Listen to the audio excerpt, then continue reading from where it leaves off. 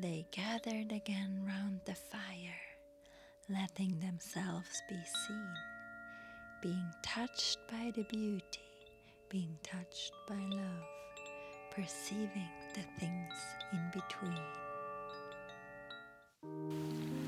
Yeah, so then we had 2 production days around this song. Tell us about the first one. What was the vision of it? Yeah, I remember that it had different intentions. So first of all, we wanted to share the song with some people, and we wanted to open a space for inquiry, basically inviting the topic of the lover archetype and kind of triggering that process through the song and through the lyrics of the song, and to see what happens with the people if we do that. So that was one intention. The other intention was to figure out how is it to have a sort of ceremonial space, which is quite intimate in a way, and at the same time have a camera and have a microphone and have the camera people not need to hide, kind of, but be really present. Does that work?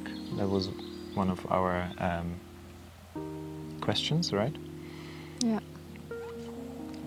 Yeah, and as it is the intention of Sacred Museum to capture sacredness, to capture truth and transformation, we built up the setting for these processes to happen around this song.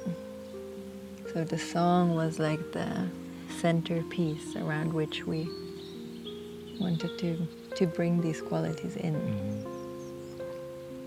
Yeah, and really to kind of rehearse a little bit the vision, which is having it really overlap, having it not having kind of production and ceremony being like side by side, but more it's all the same thing.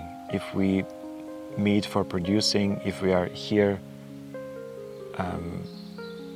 for filming, for recording, whatever, this is all a ceremony. This is all, in a way, a sacred act. And what did we do? What happened? What did we do? Yeah, we invited some amazing facilitators to hold the space. That was the first thing. And we basically invited people to be mindful, actually. Just to be there with themselves and see what feels essential. Like, we went to the forest and made a fire, and we listened to the song and talked a bit about the lyrics and did a few exercises and tuned in to the topic, and then everybody had some solo time in the forest, kind of feel into it, and then there was the sharing round. There was the singing together. We sang the song together. And then there was the singing together, yeah. And this was also an intention for this day, to understand the meaning of the lyrics even more through the perception of more people.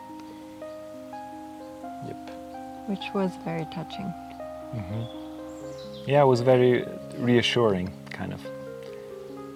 Because when I write something and I think it's amazing, or I think that it's relevant, like something feels relevant to me, but it still doesn't feel real as long as there's not people who can kind of confirm the relevance, even though it might be a different relevance than the one that I feel. Yeah. And that clearly came out that day and in the forest. Yeah, and the afternoon we wanted to create imagery and also the audio for a video clip with the whole group, which didn't really work out so well. So we made another video clip.